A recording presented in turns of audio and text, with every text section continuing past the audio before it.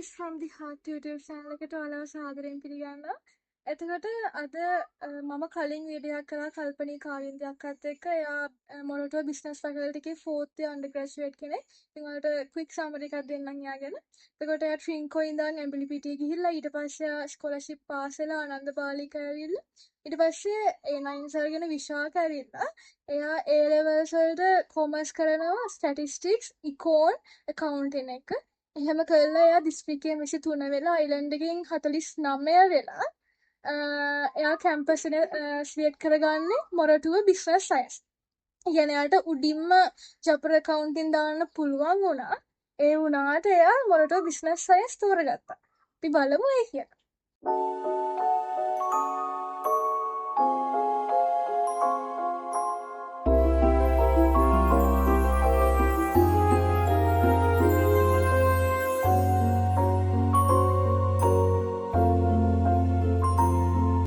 තියෙනවා අයිලන්ඩ් එකේ මොකක්ද ස්ලම්බේ විශ්වවිද්‍යාලයක ප්‍රතිශතන කොළඹේ ඉතින් ඊට පස්සේ විසාක විද්‍යාලයට අපමණලා ඉස්සරහේස පාස් වුණා පස්සේ මම ඊට පස්සේ තමයි මොරටු කැම්පස් එකේ බිස්නස් මැනේජ්මන්ට් එකට එන්න හම්බුනේ. අපේ විශ්වවිද්‍යාලයේ බිස්නස් මැනේජ්මන්ට් ඔව් මට ඇත්තටම මොකද සාදෙන්න මට ලංකාවේ වුණ කැම්පස් එකකට යන්න පුළුවන්කම තිබ්බා. හැබැයි මට ඕනනේ මම ස්ටැක් වලට ටිකක් දක්ෂයි. ඒක ටොට් එකේ මම ස්ටැක් වලට ටිකක් මම කැඩගත්තා ඉතින් මම දක්ෂයි. ඒක නිසා මට ආසන්න කරන මගේ ස්ටැක් නොලෙජ් එක යූස් වෙන ඩිග්‍රී එකක් කරන්න. මොකද දැන් අපි කැටි නියම චැප්ටර් එකක් කරනවා චැප්ටර් එකක් ඉස්සරහට දෙන්න යන්න පුළුවන්. මම යුනිවර්සිටි කරපු කාලේ චැප්ටර් තමයි කොමර්ස් වලට යන්න පුළුවන් මොකද කැම්පස් එක විදියට තිබ්බේ.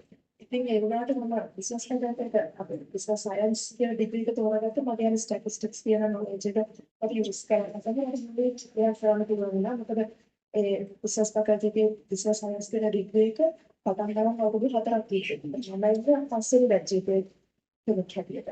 ඉතින් ඒක නිසා ඒක එතකොට එළියට යන්න හරිම යොමු පිරිසක් එතකොට අපේ බිස්නස් සයන්ස් වල ඩිග්‍රී එක කරාට 150 වගේ පොඩි පිරිසක්. එතකොට එළියට යන්න ඒ වගේ 150 වගේ පොඩි පිරිසක්. එතකොට අර ඉන්ඩස්ට්‍රි එකේ තියෙන කොම්පිටිෂන් එක හරිම අඩුයිනේ. එතකොට තියෙන අපිට හම්බෙන chances ඉන්න වැඩි. ජපුරේ කවුන්ටින්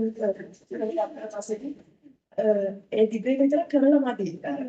ඒක ගොඩාක් දේවල් කරන්න ඕනේ. ඉතින් පොඩ්ඩක් තියෙනවා CIA කියන්නේ ACC විතර ගොඩාක් දේවල් තියෙනවා.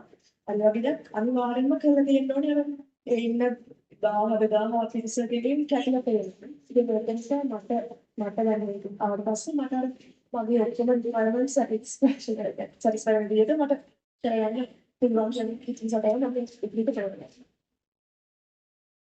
මට පුළුවන් නම් අපිට ඩිග්‍රී එකකට ඉන්ට්‍රොඩක්ෂන් එකක් දෙන්න. කිසිම දෙයක් දන්නේ නැති කොමර්ස් කරන ස්ටැට්ස් පැත්තට ආසන්න. ඔව් මම දැන් කිව්වොතින් බිස්නස් සයන්ස් කියන ඩිග්‍රී එක තෝරගෙන මොරටුව කැම්පස් එකට එන ළමයිට ස්පෙෂලයිසේෂන්ස් තුනකට යන්න පුළුවන්. මම කරන ස්පෙෂලයිසේෂන් එක තමයි බිස්නස් ඇනලිටික්ස් කියලා කියන්නේ. ඒ වගේම තව ස්පෙෂලයිසේෂන්ස් දෙකක් තියෙනවා business process management, financial service management කියලා. එතකොට ඕවරෝල් ගත්තොතින් මේ සබ්ජෙක්ට්ස් තුනේම අඩු වැඩි විදිහට තියෙනවා බිස්නස් ස්ටැටිස්ටික්ස්, IT, මැත්ස් වගේ අර ක්‍රිටිකල් තින්කින් වගේ සබ්ජෙක්ට්ස් තමයි ගොඩක්ම තියෙන්නේ. ඉතින් මේ ඩිග්‍රී එක තෝරාගත්ත තින් අර මම කලින් කිව්වත් වගේ හරිම පොඩි පිරිසකට තමයි මේ chance එක හම්බ වෙන්නේ. දැන් මම A level කරන කාලේ ජපුර උඩින්ම තිබ්බට ඒ අවුරුද්දෙන් පස්සේ හැම අවුරුද්දකම වැඩිම ඉසෙට් එක තිබ්බේ අපේ ඩිග්‍රී එකට ජපුරේ. ඔව්. ඒ කියන්නේ කොළඹින් එහෙම 1.9 above තමයි ගොඩක්ම මේ ඩිග්‍රී එකට එන්න පුළුවන්කම තිබෙන්නේ. මොකද ඒ තරම් ජපුරට වැඩිය ඩිමාන්ඩ් එක වැඩි. මගේ අවුරුද්දෙන් පස්සේ. ඉතින් අර මොකද ඒක කොළඹ කට්ටිය තමයි ගොඩක්ම මේකට රික්වෙස්ට් කරන්නේ. මොකද එයාලා තමයි මේ ඩිග්‍රී එක ගැන ටික ටික දැන් දැනුවත් වෙලා දැන් අර ලංකාවේ පුරාම ඒක ස්ප්‍රෙඩ් වෙන්න ඕන. හැබැයි තාම එහෙම තත්ත්වයක් නැහැ. මොකද දුර පළාත් වල කට්ටියට මේක තාම අලුත් දෙයක්. හැබැයි කොළඹ කට්ටියට එහෙම නැහැ. කොළඹින් above 1.9 මම කිව්වා වගේ Z එකක් ඕන මේ ඩිග්‍රී එක සිලෙක්ට් කරගන්න. ඒ වගේම තමයි මේ ඩිග්‍රී එක දාලා අවුරුදු 4ක ඩිග්‍රී එකක් තමයි තියෙන්නේ. අවුරුදු 4ම ඉවරුවට පස්සේ අපි ඉන්ටර්න්ෂිප් එකකට යන්නේ. ඒ ඉන්ටර්න්ෂිප් එකට ගියාට පස්සේ අපිට එතනම අපිට සෙට් වෙනවා නම් අපිට එතනම අපිට සෙටල් වෙන්න පුළුවන්. එහෙම නැත්නම් අපිට වෙන ජොබ් එකක් හොයාගන්නත් පුළුවන්. ඒ වගේම ඉන්ඩස්ට්‍රි එකේ ජොබ් ඔපොචුනිටිස් ගත්තට පස්සේ සෑහෙන්නම ජොබ් ඔපොචුනිටිස් වැඩි. මොකද අර මම කලින් කිව්වත් වගේ 150ක් වගේ තමයි කවුරුද්දකට එළියට එන්නේ. ඒ කියන්නේ ගවර්න්මන්ට් කිසිම යුනිවර්සිටි එකක මේ ඩිග්‍රී එක නැහැ. ප්‍රයිවට් යුනිවර්සිටිස් වල දැන් ඒවා පටන් ගන්නවා. ඒකේ අර ක්වොලිටි එක කොහොමද කියලා මම කියන්නම දන්නේ නැහැ. හැබැයි අපේ බිස්නස් සයන්ස් කරලා එළියට යන කෙනෙක්ට ජොබ්ස් නැත්තේ නැහැ. අනිවාර්යයෙන්ම ජොබ් එකක් හම්බ වෙනවා.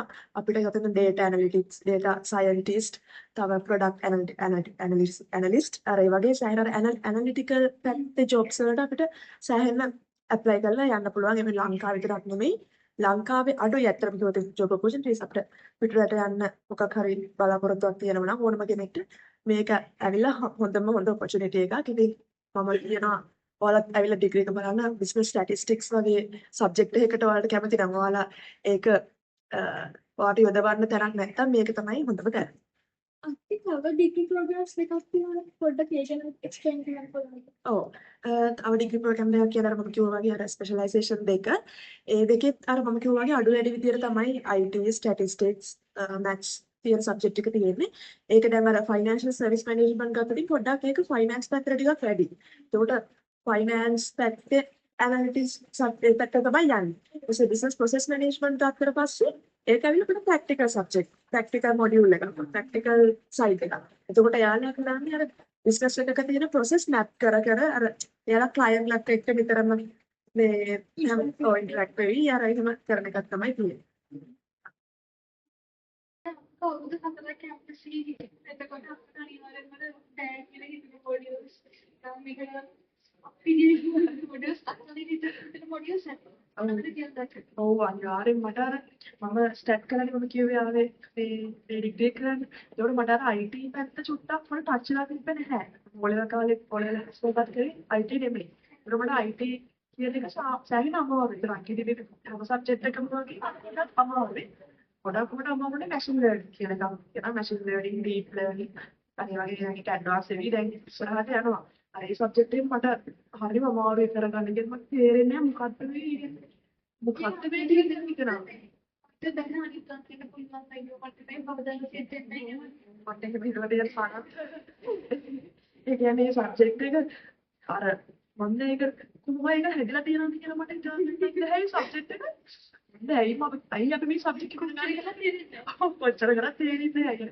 පාඩම් කරනවා YouTube tutorials බලනවා තේරෙන්නේ නැහැ. ඉතින් මෙච්චර උගන්වලා යනවා. හරි පාට් එකක් ඒ පාට් එක විතරක් මදිනේ. ඒ උගන්වලා ගියත් මම ගියේ ඒ ලෙක්චර් එක ලාවට අමන් ඉන්නේ. ඔව් ගන්නනේ වගේ තේරෙන්නේ නැහැ. ඒක මෙතන තේරෙන්නේ නැහැ. ඉතින් අර ඒ වගේ සබ්ජෙක්ට් මට සෑහෙන අමාරු වුණා. ඒ වගේ සබ්ජෙක්ට් මම කරගත්තේ කොහොමද කිව්වොත් ඒ කියන්නේ YouTube tutorials එක මට සෑහෙන උදව් වුණා. ඒ කියන්නේ මම ඉගෙන ෂේප් එක නිකන් අතනකට ගාව ගත්තා. ඒ කියන්නේ මට ඉවර මේ දැනුම ගත්තා නෙමෙයි. ඒකම අර එක්සෑම් එකේ යාදන්න මොකක්ද ෂේප් එකක් දාන්න පුළුවන්. අර අනිත් වගේ දේවල් තමයි කරගත්තාම මම ළමයිගෙන් මහගත්තා. ඒ කියන්නේ ළමයින්ට වකරි පාට් එකක් පුළුවන් නම් එයාගෙන් අහගත්තා. මම යාළුවෙක් මට සෑහෙන උදව් කරලා තියෙනවා. මොකද මම ස්පෝර්ට්ස් එක කරනවා මට ටයිම් නැහැ කියලා දන්නවා. ඊට එතකොට ළමයිම මට අසයින්මන්ට්ස් වලදී එහෙම සෑහෙන උදව් කරලා තියෙනවා. අපිට මේ මොළේ පාඩම් කරනකොට නම් එක්සෑම් එක ලංකඩ මම අර නෝට් ලියා ගන්නවා කියලා කිව්ව එක නෝට් ලියා ගන්නවා කියන්නේ මම PDF එක ඉදිරි කරගෙන ලියනවා කියනකොට මම පළවෙනි දවස් ටිකේ ඉඳන්ම කරා කියන්නේ සෙමිස්ටර් එක පටන් ගත්ත කාලේ ඉඳන්ම කරා ඊට පස්සේ මට එක්සෑම් එක ලඟ වෙලා තියෙන තා පාඩම් කරගන්න ඉස්සරයි අර එතකොට මට ෂේප් එක يعني ටයිම් එක මට මැනේජ් කරගන්න පුළුවන් ෂේප් එකේ අපිට දවසකට පැය කීයක් හරි කරලා දවසකට පැය මට එක්සෑම් එක ගන්න නැහැ මට වෙලාව හම්බෙන්න තමයි මම කරන්නේ මම ප්‍රැක්ටිස් උදේ හවසයි දෙකේම තියෙනකොට මම අර දවල් වල මේ පොඩ්ඩක් කරනවා අනිත් නැත්තම් කවුරුද ප්‍රැක්ටිස් නැත්තම් අවශ්‍යත ඔව් එහෙම ඔළුවේ එහෙම නැහැ හැබැයි එහෙම වැඩක් කියනවා ඉතින් කියන්නේ ඔව් වැඩ කරනවා කියන්නේ මම ඉතින් ලැප් එක දිගාරගෙන මම මොනවා හරි කරනවා ඒ කියන්නේ නිකන් PDF එකක් හිට පල්ලෙහා හරි දානවා ඕනේ දවසෙම ඔව් එහෙම නැහැ හතරම ඉවරට පස්සේ තමයි ඉන්ටර්න්ෂිප් හම්බ වෙන්නේ. දැන් ඒක පොඩ්ඩක් කියන්න පුළුවන්. ඔව්. හැබැයි මට ඔව් ඒ කියන්නේ අපිට නෝමල් අපි ඩිග්‍රී ප්‍රෝග්‍රෑම් එකේ තියෙන්නේ අවුරුදු හතරම ඉවරට පස්සේ මාස හතරක් තියෙනවා ඉන්ටර්න්ෂිප් එක. ඊට පස්සේ එහෙමම සෙටල් එක තමයි තියෙන්නේ. හැබැයි මටයි මගේ යාළුවෙක්ටයි ඒක ඉතින් ඔපචුනිටි එකක් එක හම්බ වුණා ඉන්ටර්න්ෂිප් එකක් මට MS එකේ මටයි එයාලටයි MS එකේ data analyst intern කියන පොසිෂන් එකේ අපිට වැඩ කරන්න chance එකක් හම්බ වුණා. ඒක ඇවිල්ලා නිකන් ඒක නිකන් හරි රැන්ඩම් පැත්තක් කියන්නේ හරිම ඒ කියන්නේ ලොකු ඔපචුනිටි එකක් ඒක නිකන්. හැමෝටම හම්බ වෙන්නේ නැති කියලා. ඒක මුල් බැච් එකේම දෙන්නෙක්ටයි හම්බුනේ ඒක. ඒක හම්බුනේ මටයි තව යාළුවෙක්ටයි. ඒක නම් ඕනක් නැහැ ඒක. ඕනෑ ඒ කියන්නේ MS එකයි අපේ ඔය ලෙක්චරර් කෙනෙක් ඉන්න අපේ head of the department එයා ඒස දාන කනෙක්ෂන් එක ඒස තමයි අවුරුද්දෙම දෙකක දෙන්න දානවා. අර ඒ දෙන්න තමයි CV දාන්න කියලා. ඒ CV එකේ තමයි ඉතින් හම්බ වුනේ තමයි CV එකේ හොඳට තිබ්බායි ස්පෝර්ට්ස් කරන්න කියනවා බැච් ප්‍රසන්ටේටිව් ඔය ඔක්කොම ටික තියනකොට ඉතින් ඒ හම්බෙන ඉතින් ඔපචුනිටි එක වැඩි. ඒක නිසා වෙකට ටික හම්බ වුනේ. එයාත් හොඳයි. එයාත් සෑහෙන ඉගෙන ගන්න ඇකඩමික්ස් වලට. එයා නම් ස්පෝර්ට්ස් දිනු කරන කෙනෙක් නෙමෙයි. හැබැයි ඔය අනිත් දේවල් ඔය ක්ලබ්ස් වල ඉන්නවා. අයිසැක් එක ගැන පොඩ්ඩක් හිතනවා. අර ඒ වගේ එයා සෑහෙන ඔව් සෑහෙන බලනවා. ඒ කියන්නේ දැන් ඩිග්‍රී එකක් අරගෙන එන කෙනෙක් එහෙම ඩිග්‍රී එකක් අරගෙන එන කට්ටියනේ ඔක්කොමලා ඉන්නේ. එතකොට අර ඒ අතරින් ඉතින් ජොබ් එකට හැමෝම ගෙඩි පිටින් ගන්නේ නැහැනේ.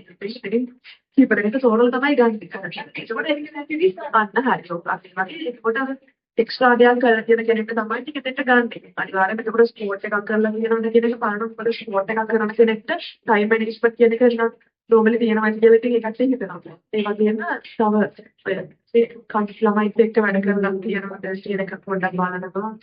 ඒ වගේ සෑහෙන එක්ස්ට්‍රා කරිකියුලර් ස්කිල්ස් කියන දේවල් බලනවා. ඉතින් මම හිතනවා ඔයාලා වීඩියෝ එකෙන් ගොඩක් දෙයක් ඉගෙන ගන්න ඇති කියලා. එතකොට අනිත් දවසෙත් මේ වගේ විශේෂ චරිතයක් එක්කත් හම්බෙමු.